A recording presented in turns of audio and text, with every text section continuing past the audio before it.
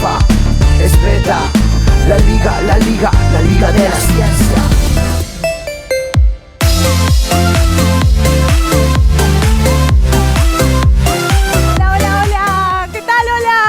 Bienvenidos a la Liga de la Ciencia. ¿Qué tal? ¿Cómo están? Muy bienvenidos a la Liga de la Ciencia. Estamos muy contentos porque arrancamos hoy una nueva aventura y estamos seguros de que nos van a acompañar. Claro que sí, estamos en la Liga de la Ciencia, que es el programa más nerd de la televisión argentina, pero en modo verano. ¿En modo verano? ¿Y qué quiere decir eso? Y viste cómo somos las personas en el verano, somos iguales que en el otoño, la primavera y el invierno, pero quizás un poquito más relajadas, en bermudas, en vestiditos, sandalias. Tranca, Maya, perfecto. Me encanta que estemos más descontracturados, pero sin nunca perder la rigurosidad por el conocimiento científico, ¿eh? Me encanta que hagas esta aclaración, me parece muy bien. Tenemos Buenísimo. un trato con todos ustedes, así que arranquemos. Vamos a empezar con una sección que denominamos atletismo mental.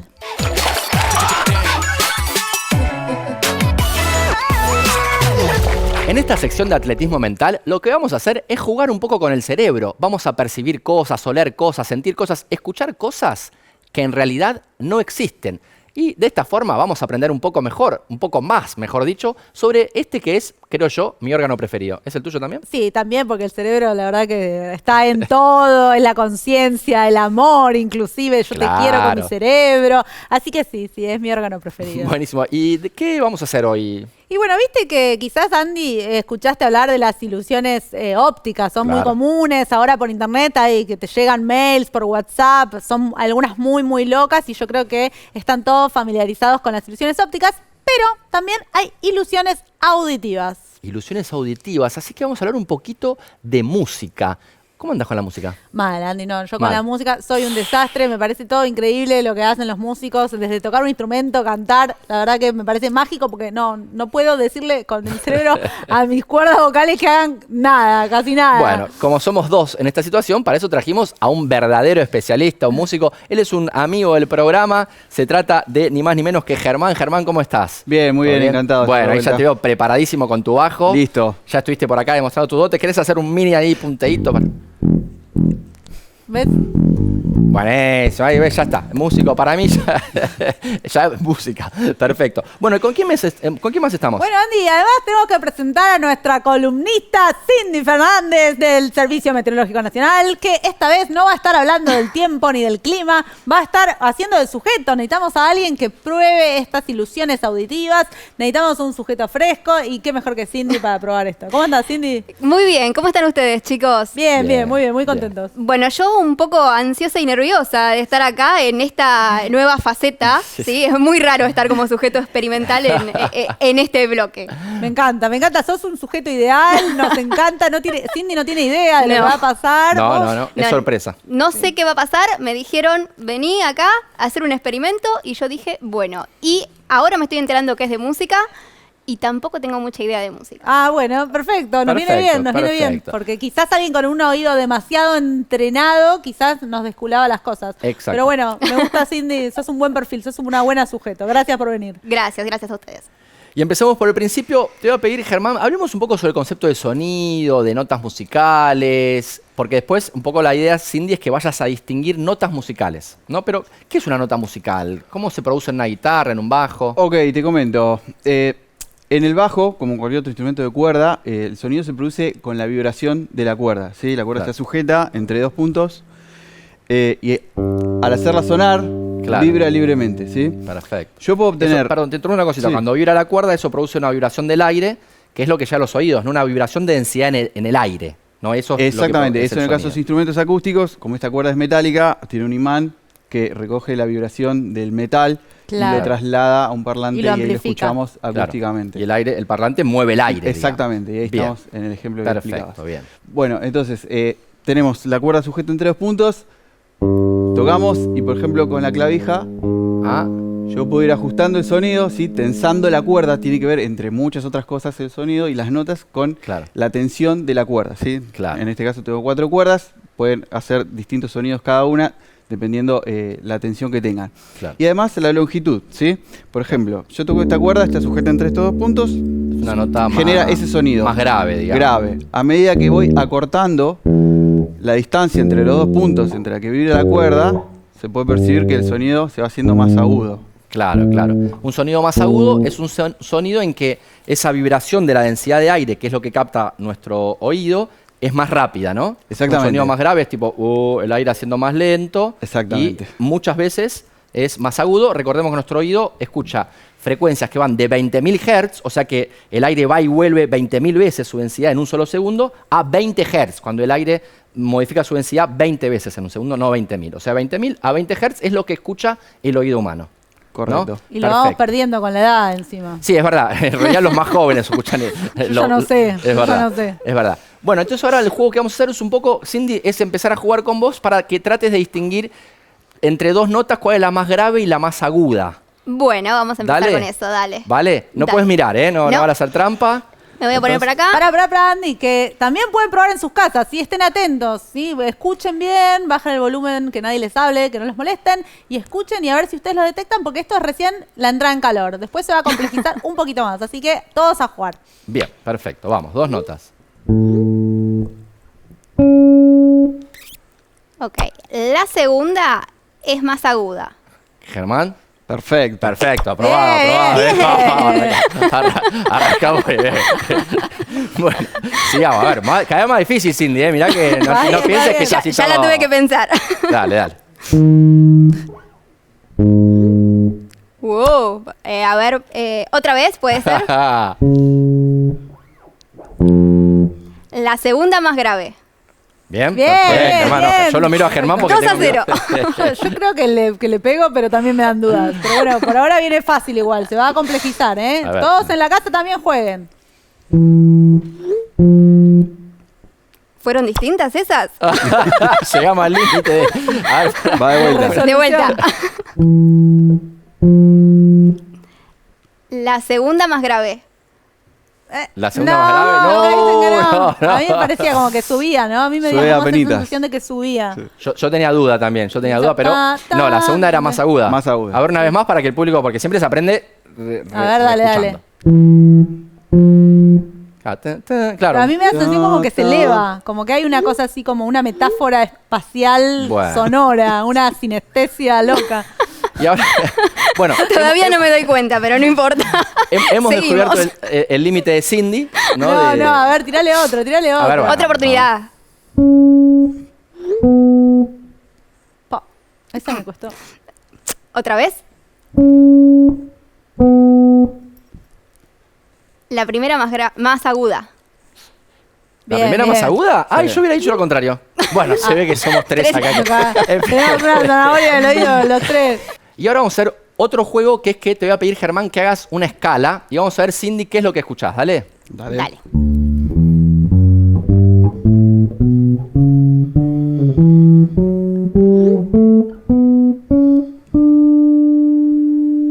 ¿Qué pasó, Cindy? Ahí fue de grave a aguda. De grave a agudo. Bien, ¿Está bien? perfecto, Bien, bien. genial, Ha sido bien. perfecto yo, pero Germán quería que lo compruebes. Bien, bien. Y ahora tenemos otra cosa que va a hacer que no es una escala exactamente, pero nos vas a mostrar ahí algo que va a pasar. A ver. A ver.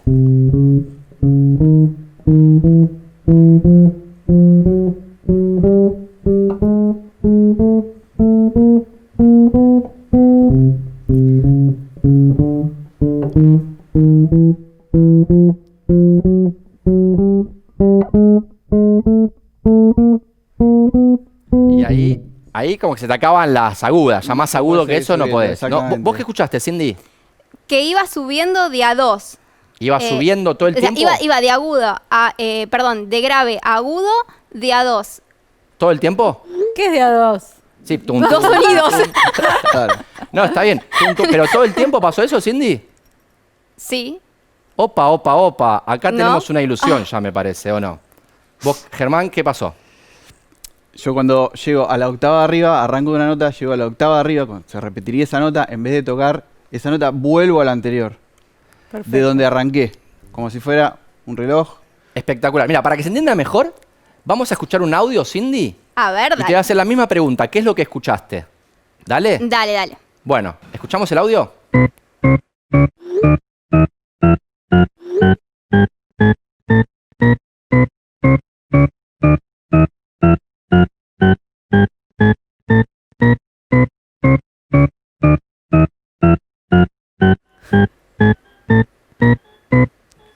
Ahí, Cindy, ¿qué escuchaste? No estoy segura que escuché. ¿No estás segura? Es confuso. Es confuso. ¿Podemos escucharlo otra vez? Sí, escuchémoslo otra vez. Y el público puede participar, como siempre.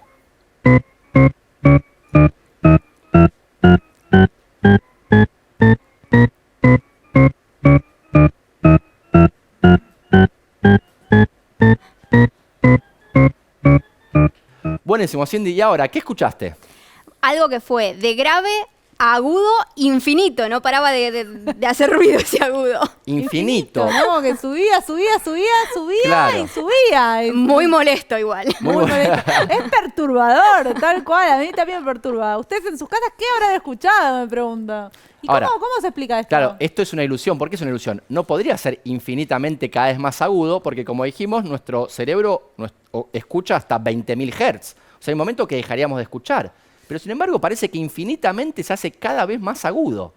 ¿Qué es lo que está pasando ahí? Es, como dijimos al principio de todo, una ilusión no óptica, sino auditiva. Nuestro cerebro se confunde y piensa que hay una nota que está siendo cada vez más aguda y en realidad no es tan así. Hay un ciclo parecido a lo que hizo Germán cuando Cindy también creyó que era cada vez más agudo y en realidad había una pequeña trampa porque volvía al principio. ¿Puede ser una vez más, Germán? Ahí está, muy bien.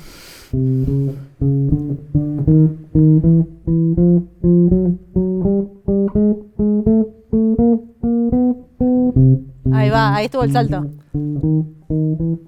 Hay un salto. Sube, Ahí sube, sube.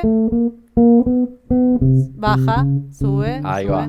Lo que hace esta ilusión es que vos tenés como muchas notas y van subiendo todas y van de grave a aguda, ¿no? Claro, van de grave a aguda. Yo digo subir porque a mí me Sí. sirve esta metáfora Claro. visual. De la misma manera que vieron en las barberías, que Claro. está ese cilindro rojo y azul que gira. Y que parece infinito Y que también. parece como que las líneas siempre suben, pero en realidad no es que están siempre subiendo hasta el infinito, sino que están girando, entonces da la sensación de que todas las líneas suben hasta el infinito. Pero en Claro. realidad lo que vemos es que cuando esta terminó, esta vuelve a subir. O Yo como cuando gira una espiral, el mismo Exacto. el mismo efecto. Sí, Exacto, ese efecto es algo parecido, pasa con el oído. ¿Cómo se llama esta ilusión? Esta ilusión se llama el tono infinito de Shepard por Roger Shepard, que la inventó en 1964 y hay muchas versiones. O sea, se pueden buscar en internet, hay otros que aumentan el ritmo, se los recomiendo para que sigan jugando porque es muy, muy loco. Esta sensación a mí es perturbadora además. Con la música pasan increíble. estas cosas que te generan esas sensaciones, esas emociones. Claro. Y no todo el mundo sabe que existen las ilusiones auditivas como existen las ilusiones ópticas. Escuchamos algo que en realidad no existe, como un tono que es infinitamente cada vez más agudo, lo que es imposible, pero nuestro cerebro cree que es posible de alguna forma, ¿no? Bueno, Cindy, te vas a quedar con nosotros ahora, ¿no? Por supuesto, ¿Te me quedás quedo porque- acá haciendo compañía y aprendiendo un poco más de toda la ciencia. Buenísimo, espectacular. Y Germán, muchísimas gracias de nuevo Por favor, gracias a ustedes por la compartir. invitación. Y bueno, nos podríamos ir con un poquito de música, Sí, ¿no? nuestro Ya que lo músico tenemos a Germán. amigo, nos vamos con música. Dale. Y les recordamos a todos y a todas que va a haber más atletismo mental en los próximos programas. Claro que sí.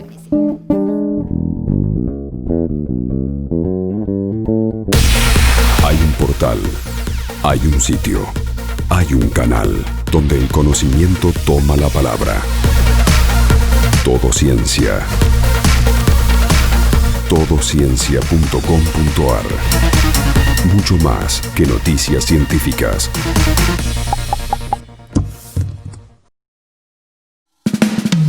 Es nano, es mega, la liga de la ciencia. Es alfa, es beta, la liga de la ciencia.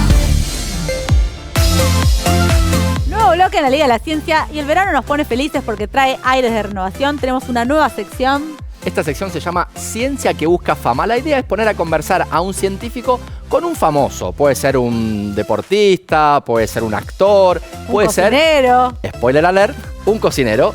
Y el científico que nos visita hoy es un gran amigo de la casa, lo queremos mucho, es un gran científico también, hay que decirlo, vamos a presentarlo con todas las letras. Él es nanotecnólogo. ¿Y de quién se trata, Andy? Se trata de alguien a quien ya extrañábamos porque hace tiempo que no viene, así que lo recibimos con una enorme alegría. Galo Soler Ilia.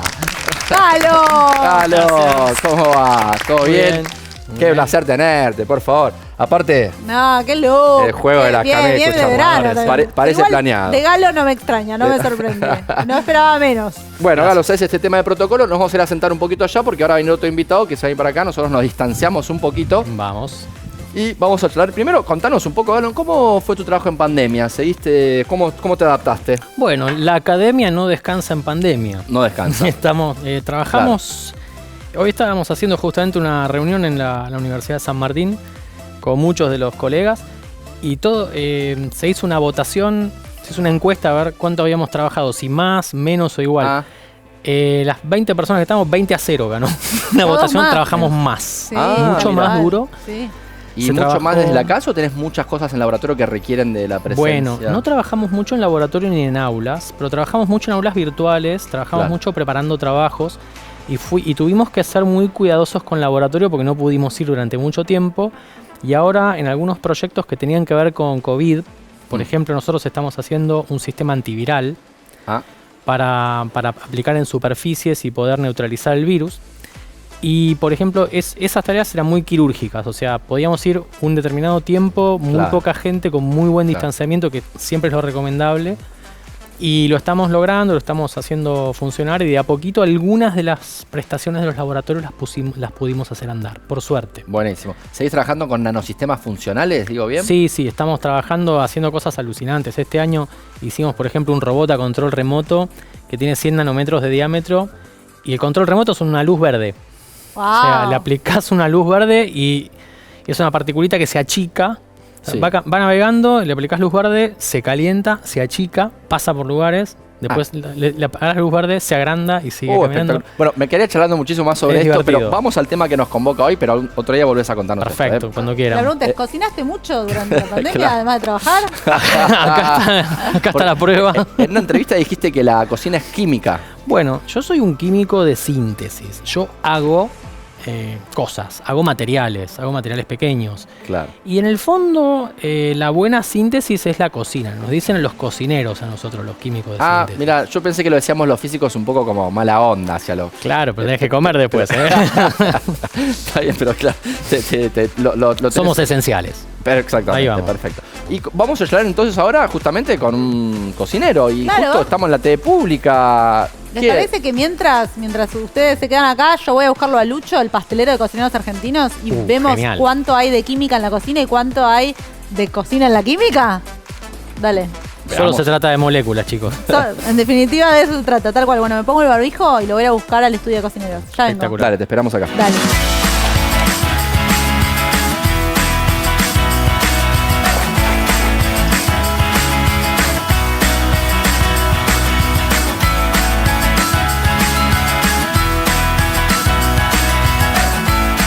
Y en la pastelería hay mucho de química, ¿no es cierto? La pastelería no es que hay mucho químico, la pastelería es química, Ahí está. es alquimia.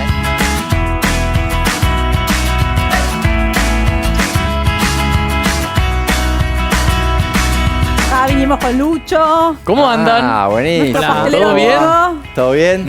Muy bien, contento. Bueno, gracias por venir. Ilusionado. Galo Lucho, Lucho Claro. Galo. ¿Cómo Un estás, placer. Galo? Muy bien, muy Un bien. placer conocerte en persona. Y después de ver estas obras de arte, mejor. Muchas gracias, muchas gracias. Mira, Galo me acaba de decir que la pastelería es química. Así que así me dijo. Y viceversa. ¿Y viceversa? Y viceversa, Sí, ¿no? claro.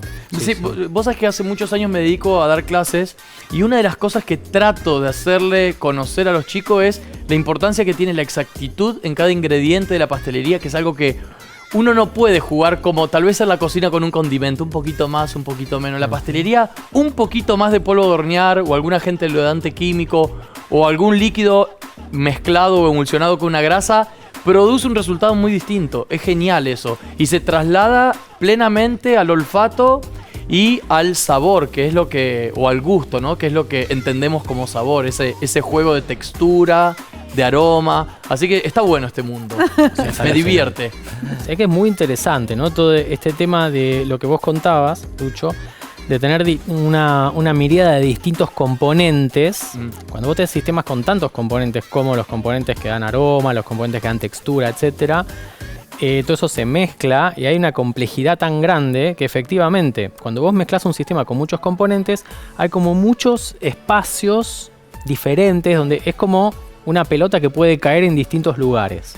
Y algunos de esos lugares están buenos, otros lugares son un horror. Entonces es muy delicado, los equilibrios que uno maneja son muy delicados y por eso es la importancia de cuidar mucho las proporciones. Está buenísimo lo que decimos. Es que traje una torta de chocolate que a mí me gusta mucho por intensidad de sabor y por textura. Y está lograda por una mezcla de un medio líquido no graso con una grasa o una grasa de un origen y una grasa de otro origen. Y eso queda muy rico, que es crema de leche y chocolate, que son dos ingredientes como que uno en la cocina lo ve como cotidiano, ¿no? Pero esa mezcla para que tenga buen resultado tiene que tener primero cierta temperatura, el medio líquido tiene que estar caliente, tiene que haber un shock térmico con el otro producto que es el chocolate. Tiene que haber una fricción, un trabajo que es lo que hacemos con el batidor, ¿no? Que es ese movimiento para lograr la mezcla del líquido con el chocolate. Y tiene que haber, como decía, muy interesante, la proporción entre líquido y graso para no saturar esa solución. Y que se pueda hablar de solución, ¿no? Que cuando se satura, se transforma en una crema que entendemos como una crema cortada o como una textura no deseada. Y eso es porque tal vez hay mucha grasa, o tal vez falta movimiento, falta ese trabajo de fricción. Entonces, creo que en el estar cocinando es hacer química, ¿no? El paso a paso es como, hay que respetarlo tanto como me imagino en un laboratorio hay que respetar las cosas. Claro, nosotros en la química, generalmente, yo soy químico de síntesis, o sea, químico cocinero, como le contaba a Andy. Y a nosotros los químicos nos enseñan que básicamente en la síntesis hay dos caminos. El camino de la estabilidad y el camino de la cinética, cómo llegar. Entonces, está tu casa y está el camino que vos haces para llegar a tu casa. Por ahí en el camino que llegás para hacer a tu casa está la heladería y te tomás un helado y te quedás ahí para siempre. Total, en la pastelería. Entonces, es importante a dónde vas, pero es también importante el camino que tomás. Y en todos tus sistemas multicomponentes, el camino que tomás es súper importante. Claro. Por ejemplo, lo que hablabas de la textura. Cuando vos unís diferentes moléculas, puede ocurrir que la estabilidad, la casa esté por un lado, pero sin embargo vos agitando, mezclándolas en determinado orden, poniéndoles un tercer elemento, lográs que el camino diverja y te llegue a algo que es único. Y esa es la magia de la cocina. Está buenísimo porque cuando te escucho pienso en recetas o en técnicas o en paso a paso y el agregar algo más, por ejemplo, esa mezcla de líquido y de chocolate, podemos reemplazar no crema, sino trabajar como, por ejemplo, un jugo de fruta o una pulpa de fruta donde es un medio líquido, sin grasas, donde entran fibras en juego y demás. El pH ya debe cambiar. Cambia todo. Cambia la graduación Brix, la concentración de azúcar de ese producto. Y al mezclarlo con el chocolate, va a dar cierta textura, pero no voy a lograr la cremosidad que logré si la hacía con crema de leche y chocolate. Y ahí entra otro ingrediente que es manteca. Que cuando le ponemos ese dadito de manteca al final y mezclamos rápidamente lo que llamamos montar la ganache, es para hacer ese aporte de grasa que no había, que faltaba, porque la ganache es como una pelea, una pulseada que no la gana ninguno de los dos. Ni la crema ni el chocolate. Entonces está ahí como tirando, tira y afloje. Si el chocolate gana, logramos una ganache muy rígida, muy dura, donde se perdió esa estabilidad que queríamos. Y si la ganache no logra tener textura para poder cortar una porción de torta y que no se te caiga, es porque la pulseada la ganó el medio líquido, sea crema, sea jugo, sea pulpa, ¿no? Tremendo. Exactamente. Y yo creo que ¿qué más químico que eso, no? Pero y la experimentación también, ¿cómo es en la pastelería? Porque por un lado, esto que decían de la precisión, pero también cuando querés crear algo nuevo, ahí cuando querés mezclar cosas nuevas y ver qué sale. ¿Cómo hacer? Partimos primero de principios. Por suerte la pastelería hace muchos años viene caminando y hay un montón de caminos que sabemos que no tenemos que tomar porque no vamos a llegar a casa. Entonces ahí nos ahorramos un montón de errores. De hecho, las piezas tradicionales de pastelería nacieron por un descuido. No sé, se me viene a la cabeza la tarta tatin. La tarta tatin es una tarta invertida. La clásica tarta tatin francesa. ¿Cuál es? ¿Cómo es? Es hojaldre o una masa cualquiera que querramos de usar de base y mucha manzana caramelizada. Pero se llama invertida porque el armado es al revés. Porque primero se pone la manzana en el recipiente y luego se pone la masa. Se lleva al horno y se da vuelta. Y eso surgió por un olvido, porque pusieron la manzana en el molde y dijeron, che, nos olvidamos la masa. Entonces, ¿qué hacemos? Bueno, pongámosle la masa arriba a ver qué sale. Bueno, la pastelería mucho sucedió por prueba y error, por olvidos, por descuidos. Hay muchas anécdotas también de cómo nace el dulce de leche y creemos que es por un descuido de olvidarse leche junto con azúcar, se pasó de punto, hubo una caramelización y apareció esa reacción de Maillard y nace el famoso dulce de leche. Que nace por allá, por cualquier otro lugar menos en Argentina. No tiene partida de nacimiento Argentina, pero lo hacemos nuestro. No, somos los mejores haciendo dulce de leche, eso seguro. Y fíjense cómo hablamos de errores que dan origen a. Y ahí empezamos a entender sobre la concentración de azúcar, reacción de Maillard, sobre emulsión. Entonces hay un montón de caminos que nos acortan esa experimentación. Que la palabra experiencia o experimentar, me da miedo decirlo acá, adelante de un científico, pero siento que habla de probar cosas nuevas, ¿no? De ir ahí, prueba y error. Hay un montón de cosas que sabemos que la pastelería sabemos que no funcionan y otras que posiblemente que sí. No quiere decir que el pastelero no es creativo, para mí todo lo contrario, pero sí hay que instruirse un poquito en ciertos conocimientos químicos, biológicos. Digo biológico porque veo un pan ahí que antes de irse al horno era un pancito 1/3 de ese tamaño. Y si es como un producto de esta índole tan pesado crece, genera alveolo, hay corteza crocante, caramelizada y adentro hay una miga que si cortamos el pan hasta tal vez la miga tiene algún tono violáceo porque tiene nueces, la nuez tiene taninos que a la fricción con la masa tiñe a la miga. Entonces decís, wow, ahí hay eslabones que nos llevan a una cadena enorme en donde si queremos podemos estar hablando toda la tarde de ciencia y no de pastelería. Yo creo que la pastelería tiene que ver con eso, con el entender ciertos cimientos, que por eso están las escuelas de cocina. Que la escuela ahorra un montón de tiempo. Decís, bueno, mirá, esto hay que hacer, esto no, esto sí. La crema de leche para que batirla y no se te corte tiene que estar fría. Digo, nadie puede que no sigan experimentando batirla caliente porque sabemos que... Me viene bien ese dato. Me estoy acordando todas las veces que lo hice mal. No, y por eso... ¿Y ahí por qué? ¿Eso sabemos por qué? ¿Por qué tiene que estar a cierta temperatura? Fría porque es en el tiempo perdura la estabilidad. Claro, porque las moléculas están más quietas. Cuando calentás una emulsión, la reventás. Exactamente, una crema de leche es emulsión. Una mezcla estable entre grasa y agua, ¿no? Claro. Entonces cuando pierde la temperatura, esa emulsión se pierde, ¿no? Los químicos lo llamaríamos, el diagrama de fases tiene un eje, tiene una plancha que es la temperatura. Vos la tenés que tratar de mantener constante para trabajar en esa. Claro. Cuando vos varías la temperatura, te varía todo el ordenamiento y bueno, prende fuego todo. Cuando imaginás y pensás cosas nuevas para hacer experimentos, yo pienso que, por ejemplo, Lucho decía, yo tengo ciertos caminos que sí no tengo que ir y puedo experimentar con otros donde puedo imaginar qué consistencia quiero, qué sabor quiero. Vos, en la química, cuando hacen eso, yo me pregunto si vos imaginás que a nivel molecular cómo se encajan las moléculas o tenés también como caminos que él, de repente, sin saber la estructura molecular microscópica, sabe que tal cosa genera más densidad. ¿Se entiende mi pregunta? Sí. Los químicos pensamos molecularmente. Yo cuando hago fideos pienso molecularmente. Básicamente. Por eso te deben salir perfecto. No, salen horribles. Salen horribles, no creo. Pueden salir mal. Tenés cara de que te gusta comer rico. Sí. Sí. Sí, está mirando el chocolate hace un rato ahí. Ahí está mirando Mis hijas cocinan mejor que yo. Ahí tengo Pero uno piensa molecularmente. Vos pensás en... Por ejemplo, los fideos están formados por fideitos más chiquitos moleculares, que están pegaditos uno al lado de otro. A partir de cierta temperatura, esa interacción entre esos fideitos es vencida por la interacción de esos fideitos chiquitos llamados cadenas peptídicas, que se llenan de agua y se abren y se inflan. Bueno, claro. A esas temperaturas críticas entran. Lo mismo cuando haces arroz. Entonces, yo lo pienso molecularmente. Y me hace... está muy bueno lo que contaba recién Lucho. Muchos de los aspectos que vos contás se pueden medir muy bien. Los químicos somos muy expertos en medir interacciones entre moléculas y medir estructuras. Y me hace acordar a cuando yo iba hace unos 20 años voy a unos aceleradores de partículas inmensos llamados sincrotrones, que son como unos instrumentos muy sofisticados para investigar la estructura de la materia. Iba uno en particular donde estudiaban con mucha dedicación el chocolate. El chocolate es la materia prima más rica e interesante para estudiar.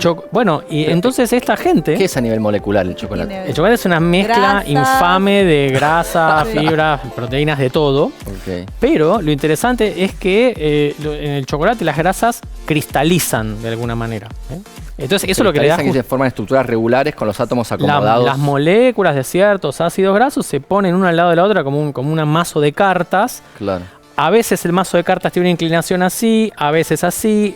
eso hace que el chocolate se derrita. Determinados chocolates, que son determinadas mezclas de derrita en esas la boca, moléculas, justo a esa se derriten en la boca y temperatura. no en la Mirá, hay mano. algo mucho más interesante que se derrita en la Ujú. boca. Es que yo puedo agarrar algo con la mano, que es esto, chocolate. Claro. Que el chocolate tiene manteca de cacao, que es Ujú. la materia grasa. Y la manteca de cacao está conformada por cristales. Exacto. Alfa, gamma, beta, beta prima. Exacto. Hay un grupo de esos cristales que es estable. ¿Qué significa estable? Que es el único picarón que tiene la capacidad de estar distribuido en toda la manteca de cacao y que puede recolectar los demás cristales. Claro. Si yo, cuando trabajo chocolate y quiero hacer esta lajita crocante, que me da crack, que me permite tomarlo en la mano y no se me derrite, pero sí lo llevo a la boca y se funde, digo, esa es la magia, y cuando lo meto dentro de un molde hay contracción y se desmolda. Eso es todo consecuencia de un Claro. reacomodamiento de qué, de estos De de esas estos cristales, moléculas de y de estas eso, moléculas. eso se puede medir. Se puede medir. De total, hecho, vos qué podés interesante. medir con un equipo llamado difractómetro de rayos X, pues Sí. es un rayo X tipo los ojos de Superman, irradiás eso y mirás con un ojo electrónico muy sofisticado y Se ve ves la como una estructura. radiografía a Es nivel un poco más molecular. complicado, como una difracción. Acá Andrés te lo explica mejor que yo. Bueno, podés reconstruir, ¿no? Es un dibujo raro que reconstruís podés atrás. reconstruir la estructura y podés ver justamente qué tipo de fases, qué tipo de cristales de chocolate, como los hielitos, como un chocolate, imagínate un cristal de hielo, un cachito, lo mismo. Esas miguitas de chocolate de determinadas fases están distribuidas de determinada manera. Podés hacer ese experimento variando la temperatura y variando la composición, con lo cual vos tenés un mapa Claro. de qué mezclas te van a dar qué chocolate que se derrita a tal temperatura, que tenga tales propiedades mecánicas, que sea crocante. Y eso es una industria infernal. Sí. Eso es, eso es una cosa que se puede hacer y es súper interesante hacer desde el punto de vista de los materiales. Por eso es muy interesante cuando uno tiene una actitud científica. A ver, un ingeniero en materiales, por ejemplo, o un químico, no estudia solamente las moléculas o hace como Walter White si tiene suerte, o estudia la corrosión en los caños. Uno puede estudiar el chocolate y uno puede mejorar el chocolate. Y uno puede trabajar con una empresa para decir, haceme el chocolate que vos quieras y hacé que en este cristalito, por ejemplo, agregale un nuevo aroma que solo se disuelva en esa fase y no en otra, y que a tal temperatura sale esta molécula, se sale de esa fase, y a esta otra temperatura esta otra. Entonces vos podrías hacer, por ejemplo, un chocolate que a diferentes temperaturas o diferentes tiempos libere distintos sabores. Wow. Eso no sería imposible de hacer. Nanotecnología De hecho, se aplicada a hace. los chocolates me encanta. Y está buenísimo cuando la ciencia o la química está al servicio de la gastronomía y viceversa, ¿no? Claro. Porque Eso tendríamos que hacer un proyecto para trabajar en eso. Es divertidísimo. A mí me encantaría hacerlo. Por O favor, no, súpenme. o no, ya, Yo voy o probando de Sí, catadora. definitivamente. Porque cuando te escuchaba pensaba en el proceso de elaboración del chocolate y parte desde la selva, en donde fermentan la saba al sol, Ujú. donde en la fermentación y la transformación, bueno, de los azúcares que están en el mucílago, que es como una mucosa que está por fuera del grano de cacao, se transforma en azúcar, el azúcar en alcohol, el alcohol se oxida, te da ácido acético, el ácido acético mata al embrión para que después no germine. Y la germinación de ese grano no genera un defecto en el chocolate. Ya desde la plantación, desde la selva, estamos Wow. hablando de ciencia pura. Interesantísimo. Y después ese grano se tuesta y en el tueste recién ahí empiezan a aparecer notas que me llevan a la nota del chocolate. Que si yo voy a una plantación, abro una mazorca de cacao al abuelo, me va a llevar a cualquier olor menos al chocolate. Claro. Entonces ahí el tostado aparecen y desprenden los clásicos sabores. Qué bárbaro. Yo estoy acá, me siento con un partido de tenis, porque lo miro a él, uno mejor que el otro. Sí, no, sí, tenemos Tengo que cortar, pero cerrando. acá ya se armaste un emprendimiento, ya hay proyectos Ya está. nuevos. Me encantó. Este blog ha sido un éxito este primer. Primer sí, sí. encuentro entre científicos y famosos. Sí, Esperamos buenísimo. inversores entonces. Sí, Esperamos cuando inversores. lleguemos, ¿no? Sí. Hay que apostar a la ciencia. Apostemos, por favor. Y bueno, mil gracias a los dos. Un placer, gracias No, por la por visita. favor, Mil gracias. muchísimas Acá gracias. estaremos cuantas veces quieran. Excelente. Gracias. Un placer enorme. Nos vamos enseguida, volvemos con más La Liga de la Ciencia acá en la televisión pública. Es beta, la liga de la ciencia.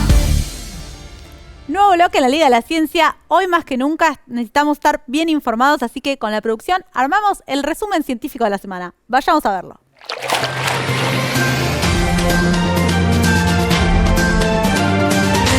El suero equino empieza a distribuirse en todo el país. El fármaco anti-SARS-CoV-2 comenzará a ser empleado en pacientes adultos con COVID. Como es un medicamento de uso hospitalario, su distribución y acceso está pactado mediante el canal de las obras sociales y las vías que dispondrá el Ministerio de Salud. Se prevé un tratamiento con esquema de 2 dosis. Las personas las reciben por vía intravenosa separadas entre sí por 48 horas.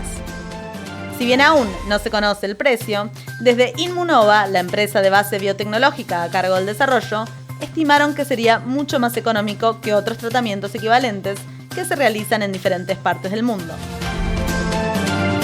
Desarrollan software capaz de medir la respuesta inmune contra cualquier tipo de cáncer. Investigadores del CONICET desarrollaron una herramienta bioinformática llamada Mixture, que puede medir de manera muy precisa la cantidad y el tipo de glóbulos blancos que se infiltran en tumores. El software ayudará a explicar por qué en algunos casos fallan las inmunoterapias contra el cáncer. El software, dotado de un algoritmo basado en aprendizaje automático o machine learning, les permitió obtener datos de biopsias tumorales de cáncer de mama, pulmón, cabeza y cuello, melanoma y colorectal.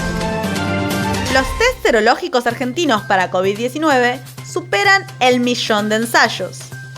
Los test serológicos argentinos para COVID-19, COVIDAR, desarrollados por científicos de la Fundación Instituto Leloir y del CONICET, alcanzaron una producción de 1.100.000 determinaciones. Se usan con varios fines, incluyendo el control de la transmisión en barrios, el cuidado del personal de salud, vigilancia en personal de geriátricos, selección de donantes de plasma para terapias y para estudios clínicos.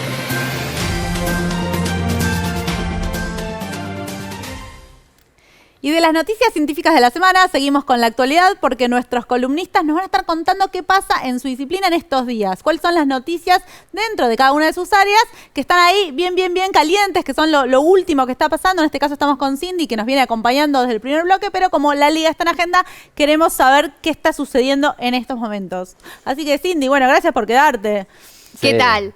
Bueno, regresé, ¿sí? Y ahora para contarles qué es lo que está pasando en meteorología, porque siempre que comienza un año se hace un balance, empiezan a surgir los primeros datos de cómo fue el año pasado, ¿sí? En este caso, los datos indicando cuáles fueron los récords o las noticias más importantes de las cuestiones climáticas y meteorológicas del mundo, y también tengo algo de información de Argentina, ¿sí? Así durante el 2020 ahora. Durante el 2020, ¿qué estuvo pasando? Vamos. Voy a contar algo que no es novedad, voy a arrancar con este dato, y es que la temperatura media del 2020 vuelve a estar en los primeros puestos como uno de los años más cálidos a nivel global, ¿sí? Es una tendencia que ya tiene mucho tiempo, las temperaturas siguen aumentando, este 2020 no es la excepción, seguimos teniendo temperaturas medias por encima de 1 grado con respecto a la era preindustrial, ¿sí? Al promedio de temperaturas de 1850-1900. 1,2 exactamente es la temperatura de los datos preliminares que se han procesado hasta ahora. El aumento en la temperatura en relación a aquella época, ¿no? Con respecto al promedio que había en esa época, ¿sí? Claro. Esto deja al 2020 dentro de los 3 primeros puestos. ¿Por qué digo 3 primeros? Porque encabezando el top 3 de estas temperaturas está el 2016 a la cabeza, sigue el 2020 y en tercer lugar está el 2019. Pero la diferencia que hay en estos valores es muy chiquitita, así que todavía hay que procesar algunos pocos datos que quedan todavía y podría llegar a quedar primero. Pero ¿por qué es realmente preocupante esto? Porque en general todos los años que fueron muy cálidos en el mundo fueron años que tuvieron un fuerte episodio del fenómeno del Niño. ¿Sí? El Niño es el calentamiento del océano Pacífico, se calienta el agua le está entregando humedad a la atmósfera continuamente, ¿sí? Es como un charco enorme de agua muy caliente, entonces está calentando el aire. Pero, y eso favorece, ¿no?, a que los años sean más cálidos. Pero en este caso estuvo ocurriendo exactamente todo lo opuesto, porque estamos, el 2020 tuvo un fenómeno de la Niña que todavía prevalece hasta el verano, y la Niña es lo opuesto, es el enfriamiento del agua, con lo cual ese enfriamiento de la Niña, a pesar de que estuvo enfriando el aire, no fue suficiente, ¿sí? Y las temperaturas todavía lograron llegar a los primeros puestos, ¿sí? Y además me dijiste, ocurrió algo muy particular, que hubo un registro de una temperatura en particular que fue la más alta de toda la historia. También eso, el 2020 también va a quedar en el recuerdo. No solo la pandemia, sino que además la temperatura más alta registrada en la historia del planeta, ¿sí? Desde que hay registro, desde la época moderna de 1850, se registró este 2020. En el desierto de Estados Unidos. Sí, en el que se conoce como Valle de la Muerte, en California. El nombre. Claro, sí, porque hace muchísimo calor en esta zona, pero la temperatura llegó a los 54,4 grados. Ah, no, te la regalo. Vos te quejás del verano, del calor. Sí. Modo verano decimos, no, esto ya es casi un invierno en relación a eso. Es terrible ese calor. Así que el récord absoluto de temperatura en el planeta se registró en este 2020. Argentina no fue la excepción. Acá también tuvimos un 2020 con temperaturas muy elevadas. Yo sentí que fue un invierno como que no fue tan duro. No, de hecho fue bastante cálido. Sí.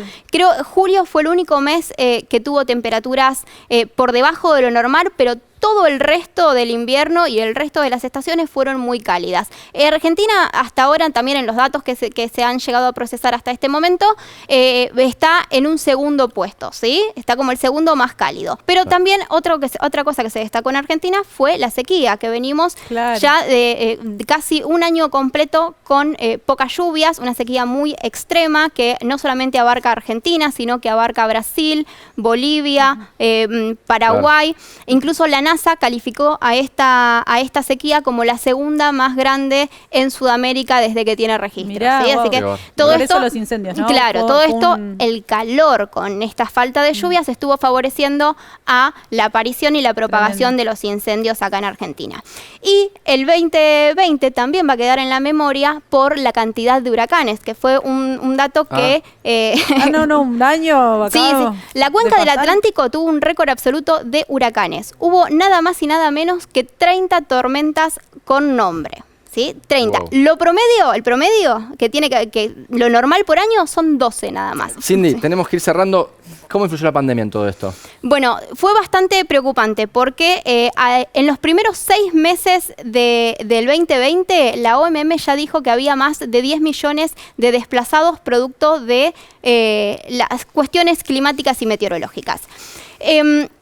La pandemia complicó muchísimo todas las tareas de socorro y de evacuación, porque el distanciamiento social obligó a que todas estas evacuaciones sean en grupos mucho más reducidos de personas, ¿sí? Haciendo más lento todo el traslado y poner a salvo a las personas. Claro. Pero además todos los refugios también fue bastante complicado porque la capacidad de esos refugios también estaba reducida a la mitad o menos. Entonces había muchas más personas en peligro y todos los procesos de evacuación fueron mucho más complicados producto de la pandemia. Y hay que tener en cuenta que la recesión económica que se atravesó durante el 2020, junto con la intensificación y la mayor cantidad de fenómenos meteorológicos severos, también hace que el número de personas que viven en condiciones de crisis debido a factores meteorológicos y climáticos haya aumentado muchísimo, ¿sí? En el 2019 había 135 millones de personas. Es posible que en el 2020 este número sea muchísimo, muchísimo más grande. Bueno, terrible, pero bueno, es la realidad. Así como en la Argentina y en los países los que más lo sufren son los más vulnerables, creo que lo que acaba de decir muestra que el mundo no es la excepción a la regla. Para nada. La pandemia seguramente hizo que muchas ciudades, pueblos y personas hoy sean mucho más vulnerables y además estén más expuestos a los fenómenos meteorológicos. Bueno, en fin, terminamos entonces por acá. Cindy, un placer escucharte. Claro que son temas muy difíciles, pero la claridad con la que lo haces y el conocimiento es siempre un placer enorme. Así que muchas gracias. Gracias a ustedes por invitarme, como siempre. Y nosotros nos vamos.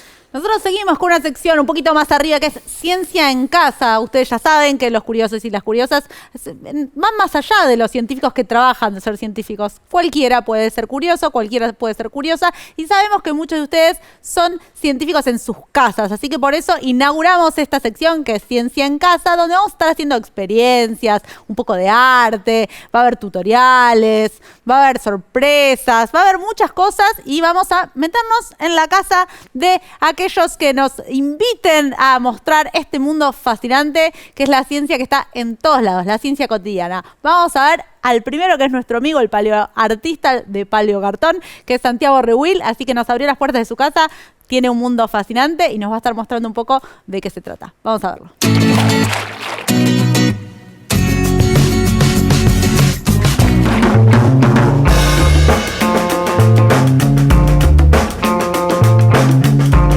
Hola, ¿cómo están? están? Mi nombre es Santiago Rehuil, bienvenidos a mi taller. Hoy les quiero contar sobre mi proyecto de paleocartón. Trabajo en paleontología hace muchísimos años, empecé como voluntario en el Museo Argentino de Ciencias Naturales y desde entonces trabajo en distintas tareas de la paleontología. Cuando empecé era muy chico y cuando llegó el momento de elegir si me dedicaba a una carrera universitaria, ya tenía bastante experiencia en tareas técnicas de la paleontología y decidí volcarme para ese lado, para las tareas manuales de la paleontología. Esas tareas consisten desde el trabajo de campo, de salir a buscar fósiles, hacer la extracción y traer las piezas al museo.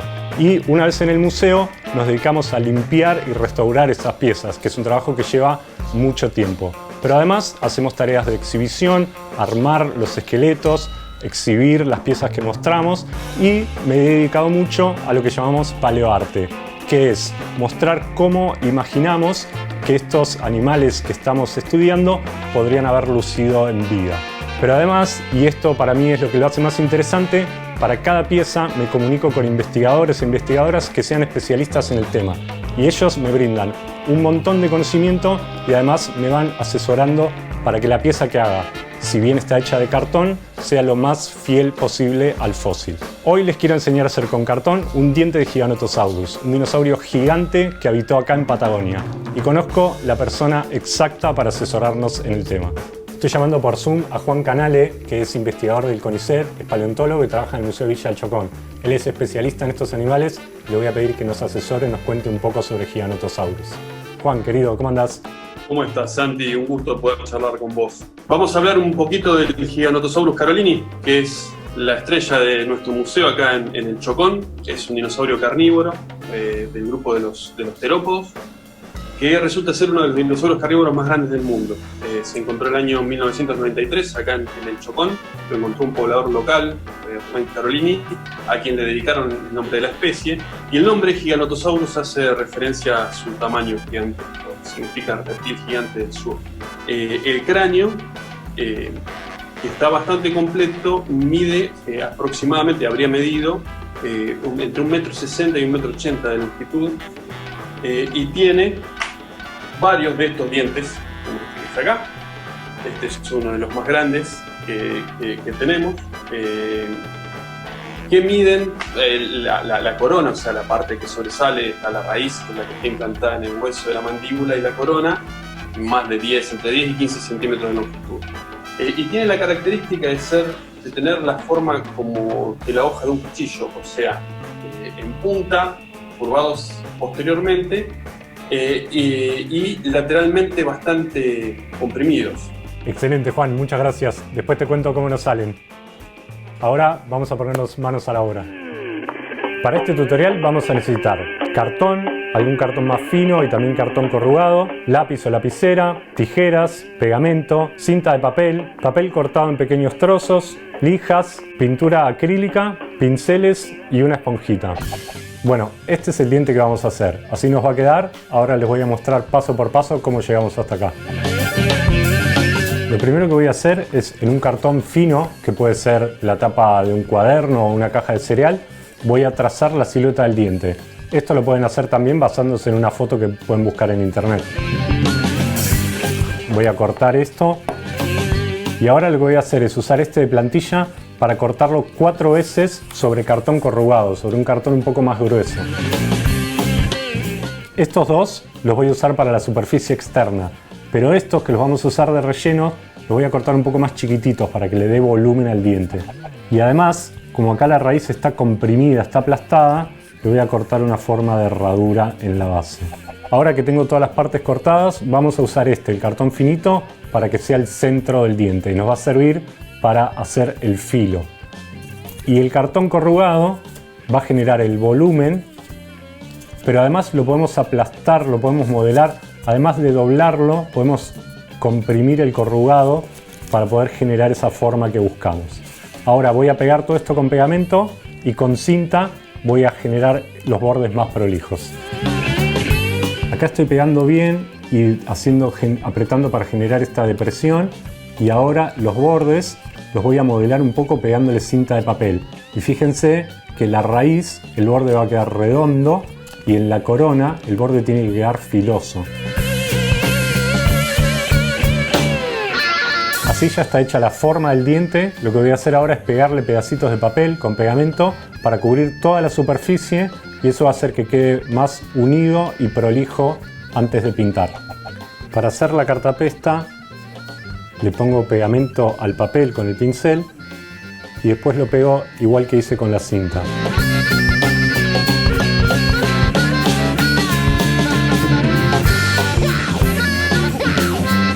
Ahí ya está todo cubierto de papel, de cartapesta. Ahora podemos aprovechar para emprolijarlo antes de dejarlo secar. Cuando la cartapesta ya está bien seca, lo que voy a hacer ahora es lijarlo para emprolijarlo un poco. No demasiado porque las imperfecciones del papel van a simular un poco las grietas del fósil.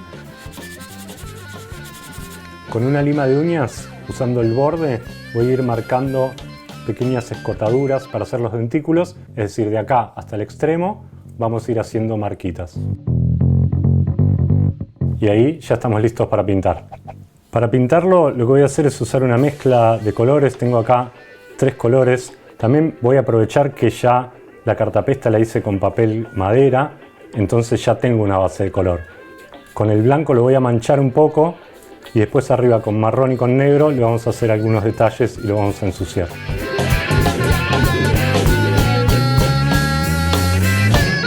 Por último, con una esponjita voy a mezclar un poco de marrón y de negro y voy a ir manchando todo el diente para que quede más orgánico, más natural. Bueno, y así ya está terminado nuestro diente de Giganotosaurus de cartón. Bueno, espero que les haya gustado. Muchas gracias por venir a mi taller. Espero que lo puedan hacer en sus casas. Como ven, con cartón y materiales muy cotidianos podemos hacer ciencia en casa. Así que ojalá hagan o este diente o los proyectos que a ustedes se les ocurran y nos vemos pronto.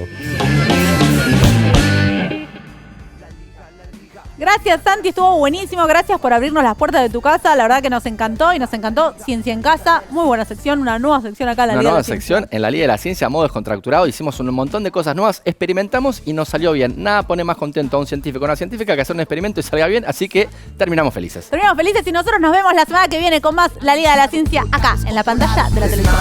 ¡Chao! Es mega, la liga de la ciencia es alfa, es beta. La liga de la ciencia. Yeah, one shot. Hey yo, un protón muy excitado, un neutrón descolocado, un genoma descifrado, un fantasma del pasado, un microbio liberado, un pronóstico acertado, un desastre anunciado, un volcán descontrolado. Es nano, es mega. La liga de la ciencia es alfa, es beta. La liga de la ciencia.